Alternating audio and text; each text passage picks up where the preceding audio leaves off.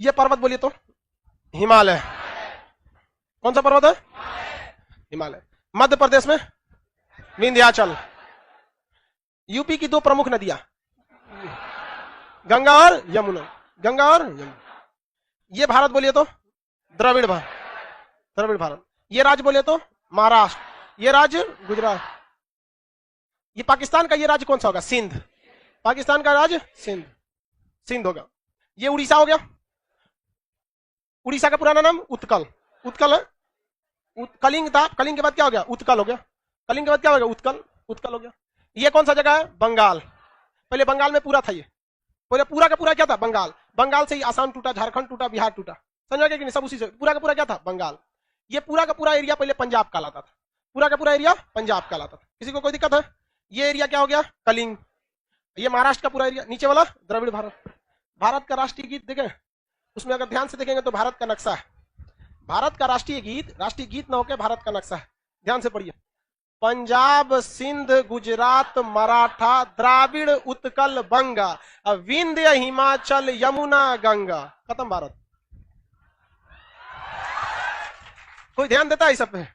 इसीलिए कोचिंग का नाम है research centre. This is not a coaching. क्या है? रिसर्च। तो जिन्हें लगता है भारत का राष्ट्रीय गीत है, वो हम लोगों का बनाया हुआ पूरा क्षेत्र दिखता है, हम कहां से कहां तक थे यहाँ पर। इसमें अभी सिंध कहां होता है? निकल गया। बंगाल, भाई पहले बंगाल में ये पूरा आता था, वो अब राष्ट्रीय गीत आप तुरते जाइएगा बंगाल को तो क्या राष्ट्रीय गीत हमेशा तुरते जाएगा। अब बिहार को तुर के झारखंड कर दिए, झारखंड को तुर के कल को कुछ भी कर दीजिए, द्रविड़ को तुर के आपने 4 राज्य बना दिया, तो क्या राष्ट्रीय गीत बार बार खिलवाड़ थोड़ी होता है। यह कौन सा हो गया भैया? पंजाब, सिंध, गुजरात, मराठा, द्राविड़, उत्कल, बंगा, विंध्य, हिमाचल, यमुना, गंगा। समझ गया? ये हमारे देश की शिक्षा नीति को बनाया था लॉर्ड मैकाले। ऐसा सिस्टम कर दिया उसने, कहा कि स्टूडेंट को कुछ बोलो ही नहीं, एक ऐसा नीति बनाओ कि जिससे टीचिंग में ऐसे लोग आ सके जिन्हें खुद रूट तक पता नहीं है। क्योंकि अगर किसी चीज को बर्बाद करना है ना, तो सबसे पहले उसकी शिक्षा व्यवस्था को बर्बाद कर। तो लॉर्ड मैकाले ने ऐसा ऐसा बहाली निकालना चालू किया टीचिंग में जिसको कोई मतलब नहीं। और हर चीज पे देखेंगे ना, दुनिया का किसी भी चीज के पोस्ट को आप जान सकते हैं। आपके सामने दरोगा खड़ा है या एसपी, बता सकते हैं कि नहीं? आराम से। ब्रिगेडियर खड़ा है या फिर लेफ्टिनेंट कर्नल, आराम से वर्दी देख के पता चल जाता है। सिपाही है कि डीआईजी, पता चल जाएगा, आराम से पता चल जाता है। डॉक्टर में भी देखिएगा, सीनियर डॉक्टर, जूनियर डॉक्टर, आराम से पता चल जाते हैं। सीनियर वकील में देखिएगा, सीनियर वकील का अलग पहचान होता है, जूनियर का अलग होता है। देखते हैं कि नहीं? पायलट में सीनियर पायलट ऐसा। लेकिन लॉर्ड मैकाले ने इतना बेहतरीन व्यवस्था जाके किया कि ईमानदार टीचर, बेईमान टीचर, सीरियस पढ़ाने वाला टीचर, टाइम पास करने वाला टीचर, कोई पहचान नहीं।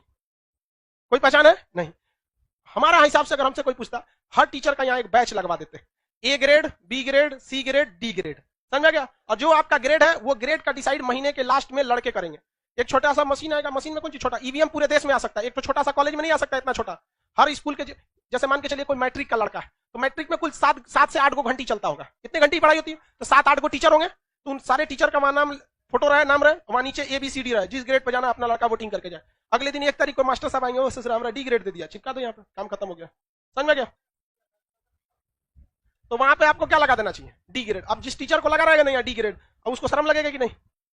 और हर जिस तरह गाड़ियों पे नंबर प्लेट जरूरी है, उस तरह टीचर का नंबर प्लेट रहना चाहिए, किस ग्रेड के हैं आप। बच्चों के साथ खिलवाड़ बचा के रख दिया है लोगों ने। अजीब हाल है। यहाँ पे बहुत बड़ी रिस्पॉन्सिबिलिटी होती है टीचर के ऊपर। ये इतना बड़ा क्लासरूम इस बात का चीख चीख के गवाही देता है कि मैट्रिक और इंटर में आपके टीचरों ने आपके साथ बेईमानी, दगाबाजी किया है, वरना यहां बैठने की कोई जरूरत नहीं थी। ये आपके टीचरों ने आपके साथ बेईमानी किया, वरना हम लोग पढ़ाते क्या है जो पहले से पढ़ना चाहिए आपको। इंटर तक तो पढ़ के ही आए हैं। ईमानदारी से आप इंटर और ग्रेजुएशन फर्स्ट ईयर कर लिए ना, तो आपको हमको कोई जरूरत नहीं पड़ेगी यहां तक।